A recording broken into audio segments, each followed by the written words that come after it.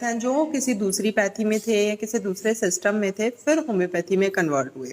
वो किस वजह से कन्वर्ट हुए, कौन सी मेडिसिन की वजह से कन्वर्ट हुए, वो भी तुम्हें ध्यान रखना है। इसमें से फर्स्ट है जेटी केंट, जिनकी वाइफ को क्या था, इंसोम्निया था, स्लीपलेसनेस थी, जिसको किसने ट्रीट करा, रिचार्ड फैलन ने ट्रीट करा। तब उन्होंने क्या करा, उसके बाद में वो होम्योपैथी में चेंज हुए जब उनकी वाइफ का इंसोम्निया का ट्रीटमेंट हुआ बाय रिचार्ड फैलन। फिर कैंट ने खुद ने ट्रीट करा किसको, क्लारा लुइस को, बहुत लॉन्ग टाइम तक। उसके बाद में उन्होंने क्लारा लुइस से ही शादी कर ली, जो उनकी सेकंड वाइफ भी है। उसके बाद में कैंट की जो डेथ हुई है वो किस वजह से हुई है, ब्राइट डिजीज की वजह से। जो किसकी डिजीज है ब्राइट डिजीज, कौन से ऑर्गन की,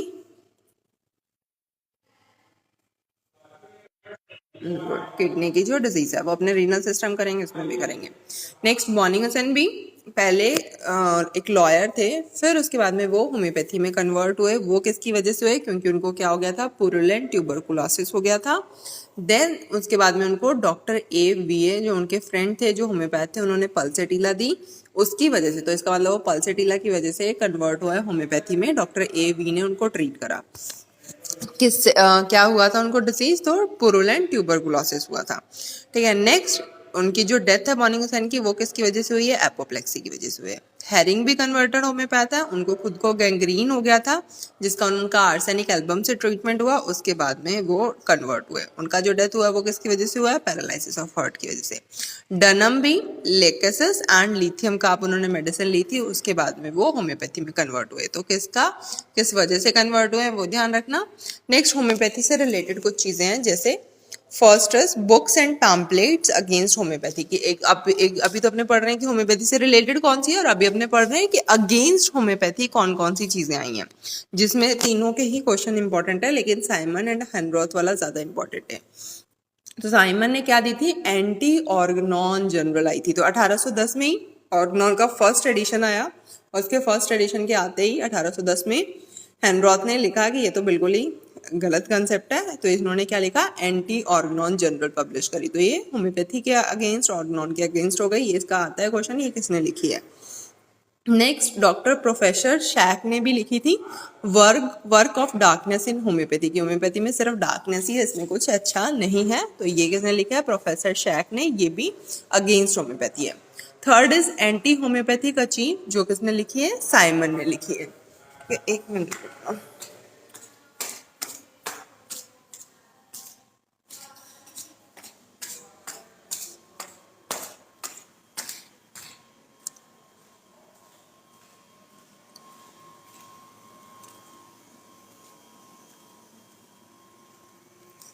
नेक्स्ट एंटी होम्योपैथी का चीफ जो किसने लिखी है, वो साइमन ने लिखी है। नेक्स्ट मिक्का ऑफ होम्योपैथी किसको बोला जाता है, क्वाथन को बोला जाता है। ऑर्गनॉन का फर्स्ट एडिशन कहाँ पे पब्लिश हुआ है,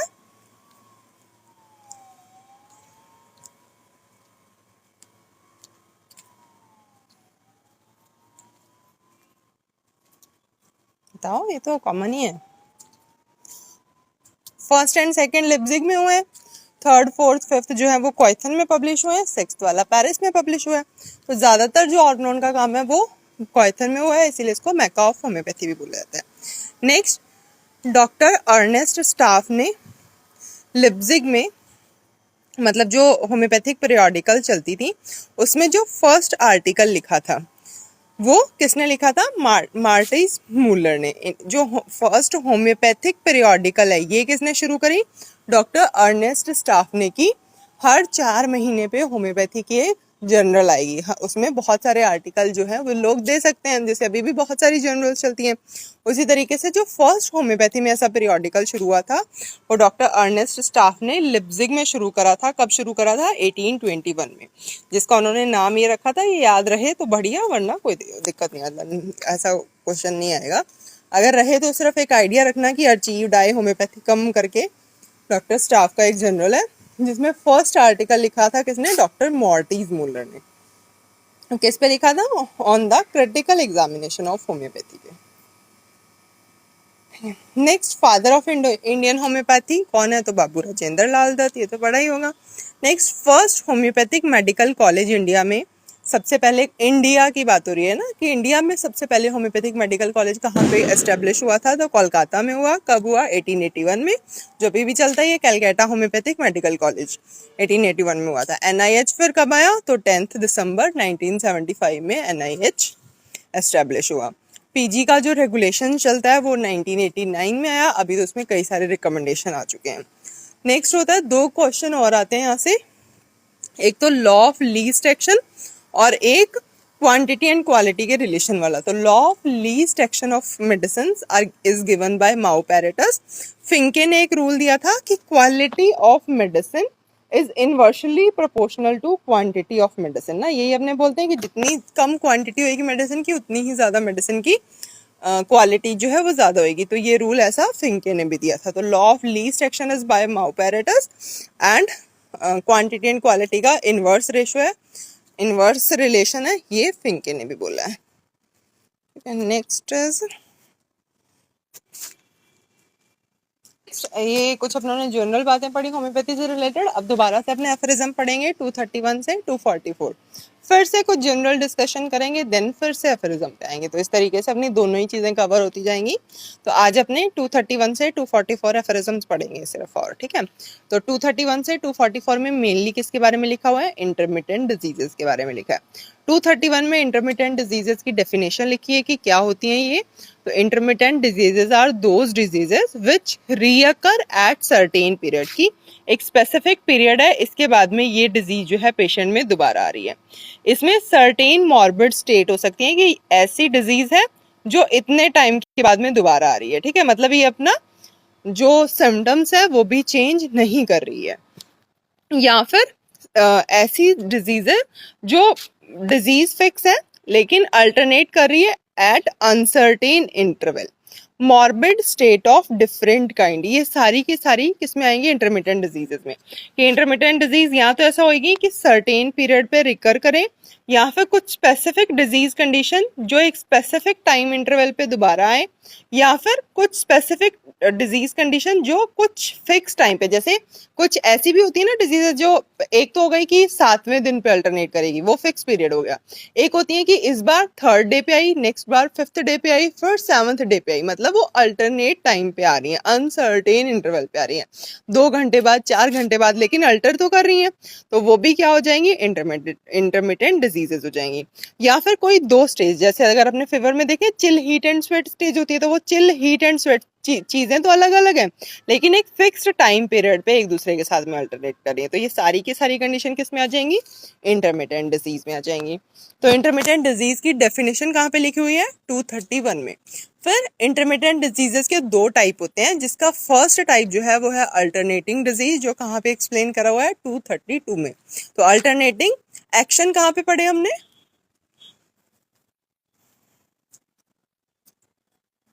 अल्टरनेटिंग एक्शन 251 में अल्टरनेटिंग एक्शन है।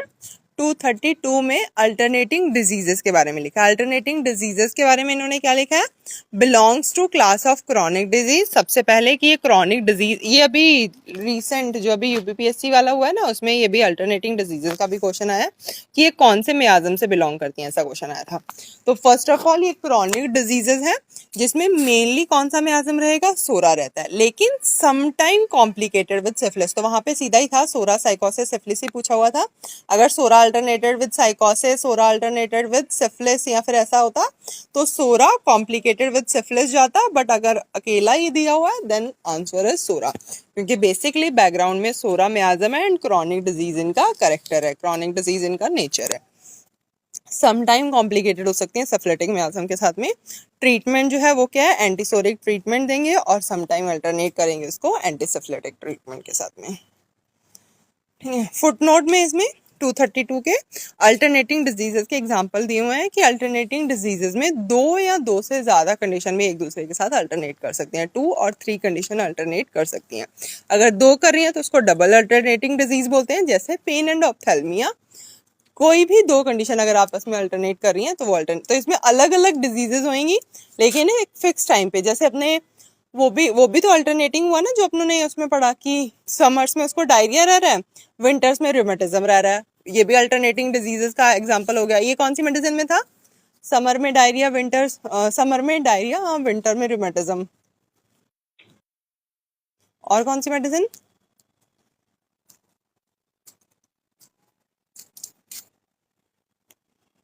रूमेटिज्म एंड डिसेंट्री, डिसेंट्री का अल्टरनेशन ऐसे समर और विंटर के हिसाब से। और कौन सी मेडिसिन? अब्रोटाना में था, काली बाइक्रोम में टाइमिंग भी लिखा हुआ है कि समर एंड विंटर का, और अब्रोटाना में टाइमिंग नहीं लिखा, बस के रूमेटिज्म अल्टर कर रहा है डिसेंट्री के साथ। ऐसे अपने उन्होंने बहुत सारे एग्जांपल पढ़े, ये तो सिर्फ एक एग्जांपल की अपने बात कर रहे हैं ना, ठीक है। नेक्स्ट फॉर रेफरेंसम 233, इसमें सेकंड, जैसे इंटरमिटेंट डिजीज के दो type, alternating and typical intermittent disease, ठीक है। टिपिकल इंटरमिटेंट डिजीजेस के भी अपने फिर दो टाइप पढ़ेंगे, febrile and non febrile. Non febrile वाला सिर्फ एक एफरेजम 234 में ही खत्म हो जाएगा। टिपिकल इंटरमिटेंट डिजीज का जो करेक्टर है फिब्राइल इंटरमिटेंट डिजीज, उसको क्या बोलते हैं? इंटरमिटेंट फीवर भी बोलते हैं। तो इस तरीके से लोकेशन याद रखनी है तुम्हें। इंटरमिटेंट डिजीजेस 231 में है, इसके दो टाइप, अल्टरनेटिंग डिजीज 232 में, टिपिकल इंटरमिटेंट डिजीज 233 में, इसके दो type, non febrile and febrile. Non febrile वाला 234 में है। 235 से फिब्राइल टिपिकल इंटरमिटेंट डिजीजेस हैं, या फिर जिसको इंटरमिटेंट फीवर भी बोला जाता है। तो टिपिकल इंटरमिटेंट डिजीज क्या होगी? टिपिकल मतलब अब इनकी मॉर्बिड स्टेट क्या होगी? सेम होगी।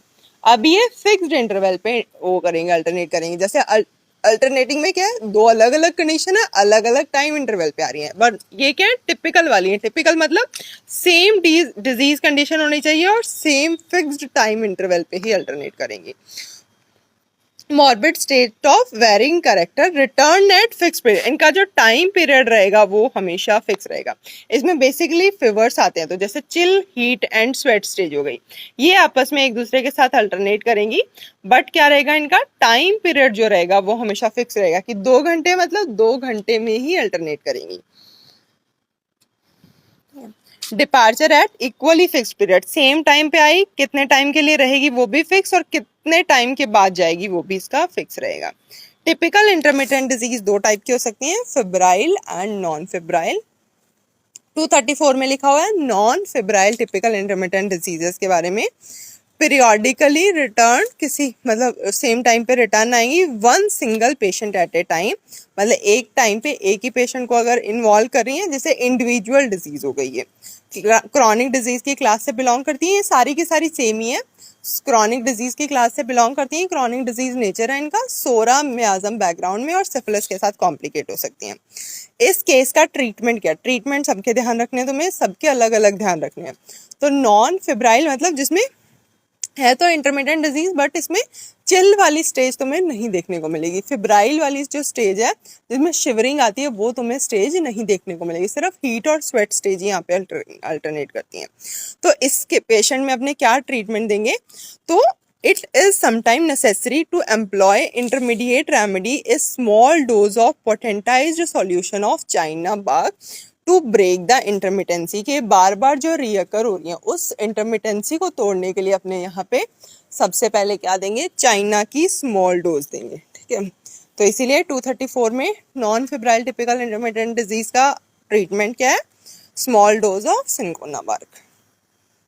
नेक्स्ट फिर 235 से फिब्राइल टिपिकल इंटरमिटेंट डिजीजेस, या फिर जिसको इंटरमिटेंट फीवर भी बोलते हैं, ये स्पोरेडिक भी हो सकती हैं और एपिडेमिक भी हो सकती हैं, ठीक है। ये तीनों एग्जांपल कहाँ पे लिखे हुए हैं? Individual, sporadic and epidemic diseases.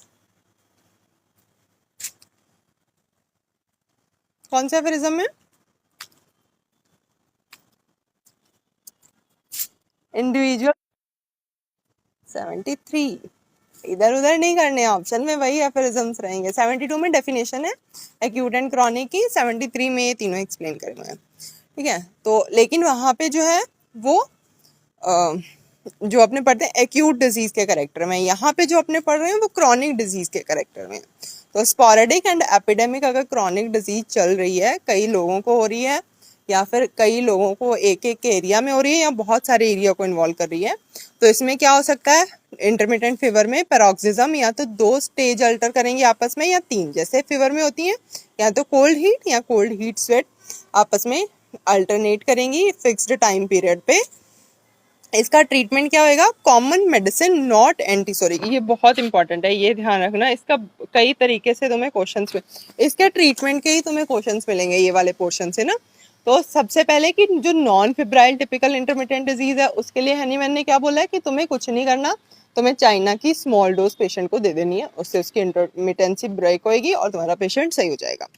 Next जो है इंटरमिटेंट फीवर, इंटरमिटेंट फीवर के लिए हैनीमैन ने सिंपल सा ट्रीटमेंट क्या बोला है कि जो तुम्हारी मेडिसिन उस हिसाब से इंडिकेट हो रही है, तुमने केस टेकिंग ली, जो भी तुम्हारे मेडिसिन आई वो तुम्हें दे देनी है।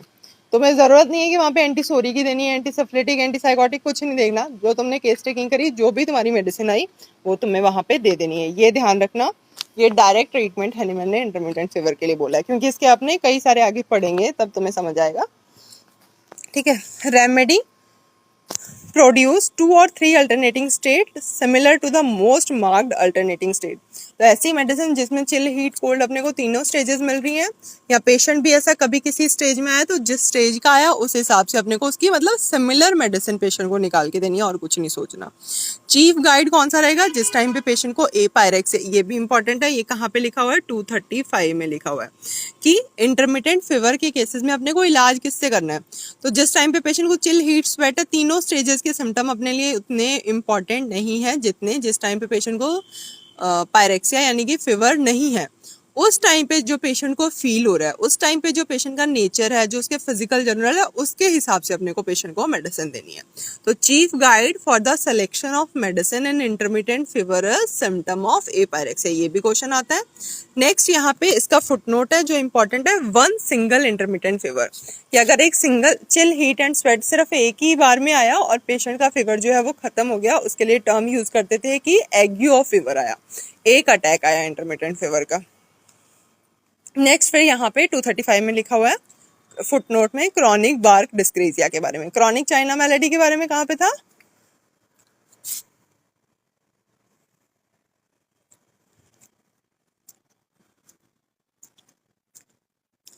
क्रॉनिक चाइना मैलेडी के बारे में कहाँ पे था,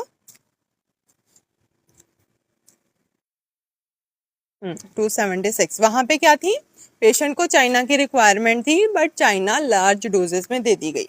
यहाँ पे क्या है, क्रॉनिक बार्क डिस्क्रेजिया, मतलब पेशेंट को सिंकोना बार्क की जरूरत नहीं थी लेकिन उसको फिर भी बहुत ज्यादा रिपीट कर दी, उसकी वजह से पेशेंट में एग्रावेशन हुआ।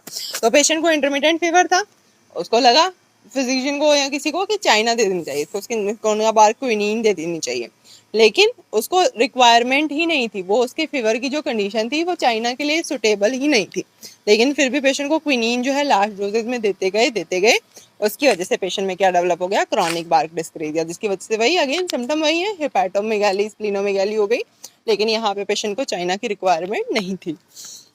यहाँ पे हैनीमैन ने बॉर्निंगसन को प्रेज करा है for essay on homoeopathic treatment of intermittent fever. Boenninghausen की एक बुक है ये homoeopathic treatment of intermittent fever, जो उन्होंने 1833 में दी, इसके लिए हैनीमैन ने उस बुक के लिए यहाँ पे तारीफ करी है।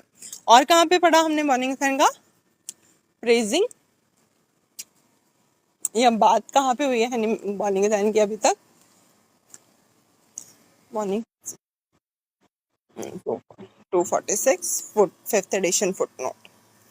ठीक है, और एक यहाँ पे ध्यान रखना 235 में।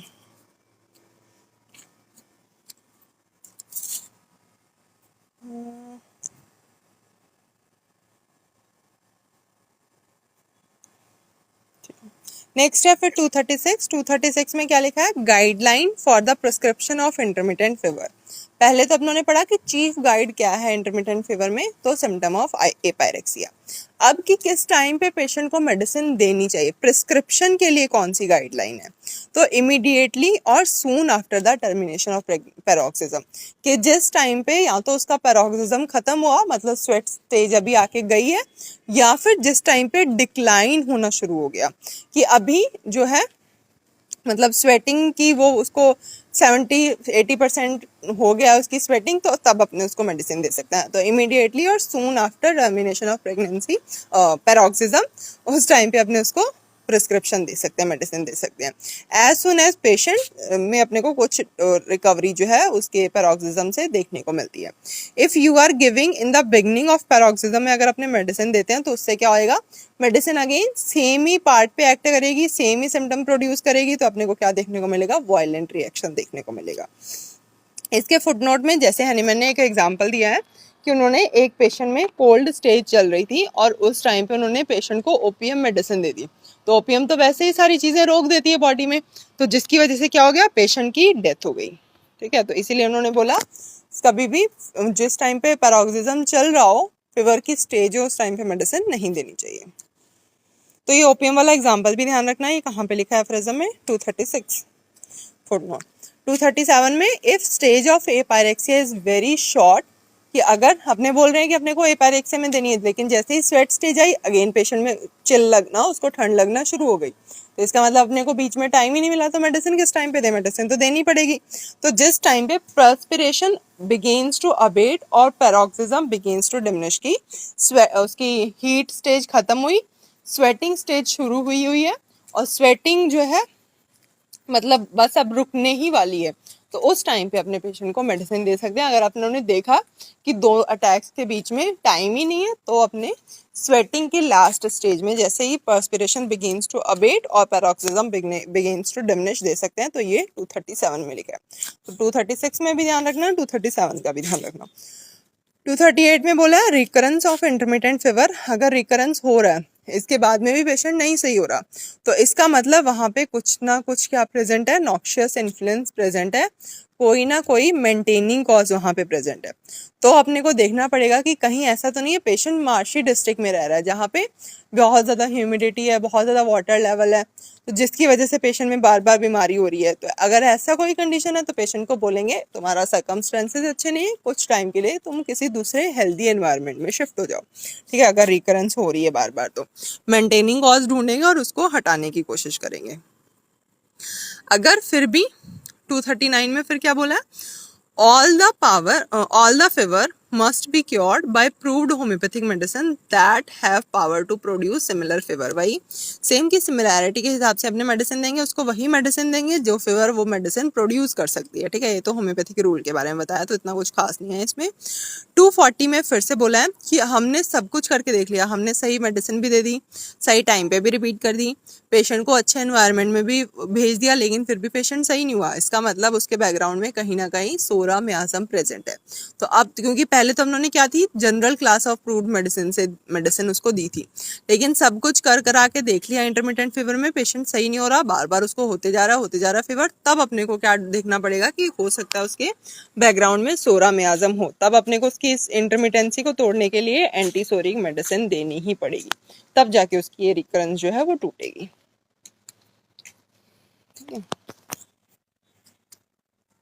नेक्स्ट फिर 241 में एपिडेमिक ऑफ इंटरमिटेंट फीवर के बारे में बोला है। तो एपिडेमिक इंटरमिटेंट फीवर, इसमें कोई भी एंडेमिक नहीं होना चाहिए। एंडेमिक का मतलब क्या होता है,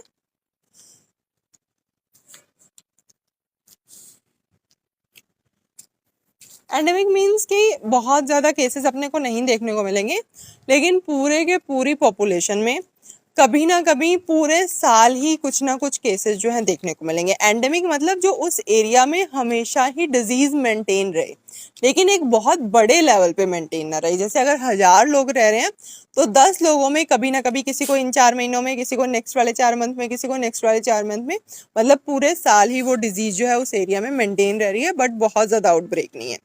तो अगर ऐसे एरिया में मतलब इंटरमिटेंट फीवर सारे लोगों को एक साथ में हो गया, तो हो सकता है वहाँ पे कोई, ये भी किस कैरेक्टर की रहेगी, क्रॉनिक डिजीज के कैरेक्टर रहेगी।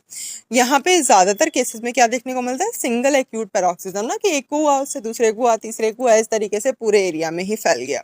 और peculiar uniform character common to all individual, अगर एपिडेमिक है तो मतलब सारे पेशेंट्स में अपने को ऑलमोस्ट सिमिलर ही सिम्टम्स देखने को मिलेंगे। तो यहाँ पे अपने ट्रीटमेंट क्या देंगे, जीनस एपिडेमिकस निकालेंगे, सारे पेशेंट्स के अपने सारे पेशेंट की केस टेकिंग नहीं कर सकते हैं, तो अगर 1000 लोग हैं उसमें से 50 लोगों की केस टेकिंग करेंगे, हमारे पास में एक टोटलिटी आ जाएगी कॉमन कि सब में यही सिम्टम्स आ रहे हैं, उसके बेस पे अपने एक जीनस एपिडेमिकस उस केस की स्पेसिफिक मेडिसिन निकालेंगे और वही अपने सारे पेशेंट्स को दे देंगे। तो अगर एपिडेमिक इंटरमिटेंट फीवर हो रहा है तो उसका ट्रीटमेंट क्या है, जीनस एपिडेमिकस। ठीक है, 242 में फिर बोला है कि तुमने जीनस एपिडेमिकस दे दी, ठीक है, लेकिन उससे क्या हुआ, इफ फर्स्ट पैरोक्सिज्म लेफ्ट अनक्योर्ड, कि तुमने मेडिसिन दे दी जीनस एपिडेमिकस लेकिन फिर भी पेशेंट सही नहीं हुआ, या फिर पेशेंट पहले से जब तुम्हारे पास में आया बहुत सारी एलोपैथिक मेडिसिन लेके आया, वो महीने भर से मेडिसिन खाते जा रहा है फिर तुम्हारे पास में आया, तब तुम जीनस एपिडेमिकस दोगे तो उसका उतना असर नहीं आएगा, अब उसमें सोरा डेवलप हो चुका होगा, तब तुमको वहां पे क्या देनी पड़ेगी, सल्फर एंड हिपरसल्फ की हायर पोटेंसी में एक डोज जो है वो रिपीट करनी पड़ेगी। तो एपिडेमिक इंटरमिटेंट फीवर का ट्रीटमेंट, पहले अपने को उसको एंटीसोरिक मेडिसिन देनी है, नहीं सॉरी, पहले अपने उसको एंटीसोरिक नहीं स्पेसिफिक रेमेडी जीनस एपिडेमिकस देनी है, जीनस एपिडेमिकस अपनों ने दी, पेशेंट अगर सही नहीं हुआ, फर्स्ट पैरोक्सिज्म उसका अनक्योर्ड रह गया, या फिर अगर वो बहुत एलोपैथिक सप्रेशन के बाद आया, तब तुमको यहाँ पे स्पेसिफिक मेडिसिन सल्फर एंड हिपरसल्फ की हाई डोज में देनी है, ठीक है। तो इसका 233 से कंपैरिजन ध्यान रखना, नॉन फिब्राइल में डायरेक्टली दे देते हैं चाइना फर्स्ट टाइम में ही, और वो भी स्मॉल डोज में, और यहाँ पे पहले वो जीनस एपिडेमिकस ट्राई करके देखी गई है लेकिन उसे इम्प्रूवमेंट नहीं हुई, उसके बाद में तुमने सल्फर या हिपरसल्फ देनी है हाई पोटेंसी में। इसके बहुत ही अच्छे क्वेश्चंस प्रेजेंट है सक्सेस में, ये सेम चीज पढ़ने के बाद में सक्सेस में ना क्वेश्चन नंबर तो नहीं ध्यान मुझे, पर बीच में से दिए हुए हैं और 7-8 क्वेश्चन दिए हुए हैं इस टॉपिक से 231 से 245 में ना, 200 के आसपास होएगा कहीं पे, 200 नंबर क्वेश्चन के आसपास मतलब है कहीं पे, 8-9 क्वेश्चन है एक साथ में ही दिए हुए हैं, तो एक नजर मारना तुम्हें मिल जाएंगे आराम से, बहुत ही अच्छे क्वेश्चन। ये चीज पढ़ने के बाद में अगर तुम वो क्वेश्चंस कवर कर लोगे ना, तुम्हें ये पूरा कंसेप्ट ही क्लियर हो जाएगा कि क्या क्या है इनका मतलब, कि इसका क्वेश्चन किस तरीके से बनता है। 243 में फिर परनीशियस इंटरमिटेंट फीवर के बारे में, परनीशियस इंटरमिटेंट फीवर मतलब ऐसा फीवर जो किसी सिंगल पर्सन को ही हुआ, और वो भी ऐसे पर्सन को हुआ जो मार्शी डिस्ट्रिक्ट में नहीं रह रहा था। तो उसके लिए क्या करेंगे कि जैसे नॉर्मल एक्यूट डिजीज में करते हैं, किसी पर्सन को कोई डिजीज हुई तो अपने उसको general class of proved medicine से दे देंगे, अगर उससे पेशेंट नहीं सही हुआ तो इसका मतलब उसमें सोरा डेवलप हो गया तो वहाँ पे एंटीसोरिक ट्रीटमेंट दे देंगे। ये तो किसी अगर सिंगल पर्सन को दिक्कत हुई और वो भी मार्शी डिस्ट्रिक्ट में नहीं रह रहा था। 244 लास्ट, जिसमें इंटरमिटेंट फीवर हो रहे हैं लेकिन ऐसे एरिया में जहाँ पे मार्शी डिस्ट्रिक्ट है, मतलब वहाँ पे कोई ना कोई मेंटेनिंग कॉज प्रेजेंट है, तो वहाँ का अपना ट्रीटमेंट कैसे करेंगे। अब मेंटेनिंग कॉज प्रेजेंट है तो मतलब कुछ ना कुछ तो वो करना पड़ेगा, मतलब कुछ अलग से अपने को करना पड़ेगा कि वहाँ पे बहुत ज़्यादा वाटर, अब उस चीज़ को तो तुम नहीं हटा पाओगे मेंटेनिंग कॉज को, तो जैसे कुछ एरिया जो एकदम से इमंडेशन में आ गए, फ्लड में आ गए, तो उसके बाद में पूरे लोगों में दिक्कत हो रही है, पूरे लोगों में फीवर आ रहा है, तो तुम क्या करोगे, अगर कोई हेल्दी पीपल था, पहली बात तो ना ये 2 केसेस हैं यहाँ पे, कि हेल्दी पीपल था जिसको वो डिजीज होएगी नहीं, अगर वो डिजीज हो रही है, if he has faultless and endemic fever has attacked only on her first arrival, कि कोई हेल्दी पीपल था किसी दूसरे एरिया में रह रहा था, अगर उसका फॉल्टलेस रेजिमेन होगा तब तो उसको वो डिजीज होनी नहीं चाहिए थी, लेकिन जब वो किसी दूसरे एरिया में आया, किसी मार्शी डिस्ट्रिक्ट में आया और उसको आते ही क्या हो गया,